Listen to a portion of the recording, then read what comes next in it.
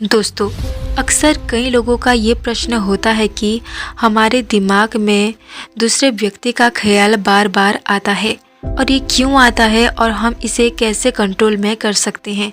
तो आज की इस वीडियो में हम जानेंगे कि हमारे दिमाग में आने वाला ख्यालों को कैसे कंट्रोल करें। दोस्तों, जब भी हम किसी व्यक्ति के बारे में सोचते हैं और वह व्यक्ति हमारे दिमाग में बार बार आता है तो इसे एक मानसिक प्रक्रिया माना जाता है जिसे रूमिनेशन कहा जाता है। ये स्थिति कई कारणों से हो सकती है और यह व्यक्ति की मानसिक और भावनात्मक स्थिति पर निर्भर करती है।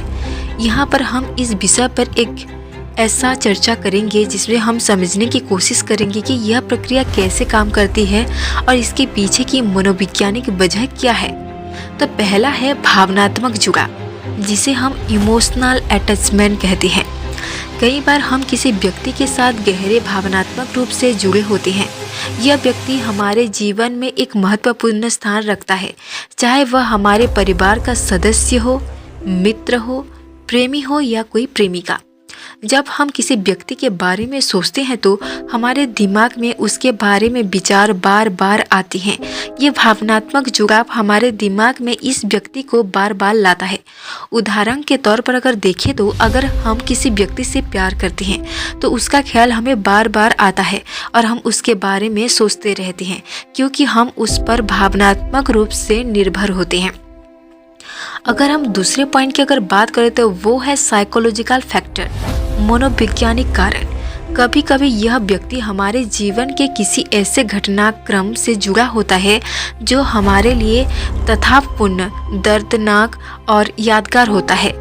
इस तरह की घटनाओं और भावनाओं से जुड़ी लोग हमारे दिमाग में बार बार आते रहते हैं। इससे ट्रांसयूमा या इमोशनल स्कार के रूप में देखा जा सकता है।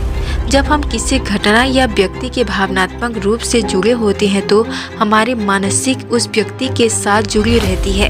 उदाहरण के लिए अगर देखें तो अगर किसी व्यक्ति ने हमें धोखा दिया है तो हम उसके बारे में बार बार सोचते हैं क्योंकि यह हमारे लिए एक मानसिक संघर्ष उत्पन्न करता है। अगर तीसरे पॉइंट की अगर बात करें तो अनसॉल्व्ड इश्यूज, अनसुलझे मुद्दे। कभी कभी हमारे दिमाग में किसी व्यक्ति के बारे में बार बार सोचने का कारण यह भी होता है कि हमारे बीच कुछ अनसुलझे मुद्दे होते हैं। ये हो सकता है कि हम उस व्यक्ति से कुछ बात करना चाहते हैं या कुछ कहना चाहते हैं जो पहले नहीं कह पाए हैं।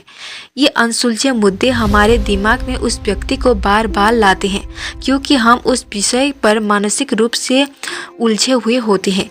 उदाहरण के तौर पर अगर देखें तो अगर किसी मित्र के साथ कोई अनबन हुई हो और हमने उसे सही तरीके से हल नहीं किया हो तो हम उस व्यक्ति के बारे में सोचते रहते हैं क्योंकि वह मुद्दा हमें भीतर से खा रहा होता है। अगर हम अगले पॉइंट की अगर बात करते हैं रचनात्मक विचार, क्रिएटिव थिंकिंग। कभी कभी हम किसी व्यक्ति के बारे में इसलिए बार बार सोचते हैं क्योंकि वह व्यक्ति हमारे जीवन में एक प्रेरणा स्रोत बन जाता है। हो सकता है कि उस व्यक्ति हमें जीवन के महत्वपूर्ण पाठ मिली या वह किसी विशेष तरीके से हमारे जीवन को प्रभावित कर रहा हो। इस स्थिति में दिमाग उस व्यक्ति के बारे में बार बार सोचकर रचनात्मक विचारों का आदान प्रदान करने की कोशिश करता है। ये एक सकारात्मक सोच हो सकता है जो हमें उस व्यक्ति से जुड़ी कुछ नई और महत्वपूर्ण चीज़ों को समझाने में मदद करता है। अगले पॉइंट की अगर बात करें तो वो है सकारात्मक और नकारात्मक विचारों का मिला जुला प्रभाव, जिसे पॉजिटिव एंड नेगेटिव इम्पैक्ट कहते हैं। कभी कभी उस व्यक्ति के बारे में हमारे दिमाग में आने वाला विचार सकारात्मक और नकारात्मक दोनों हो सकता है।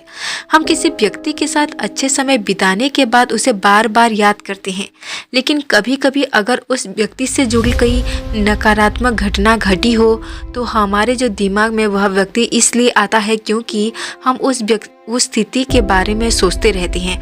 हम मानसिक स्थिति हमारी भावनाओं और मानसिक स्थिति के आधार पर बदलती रहती है।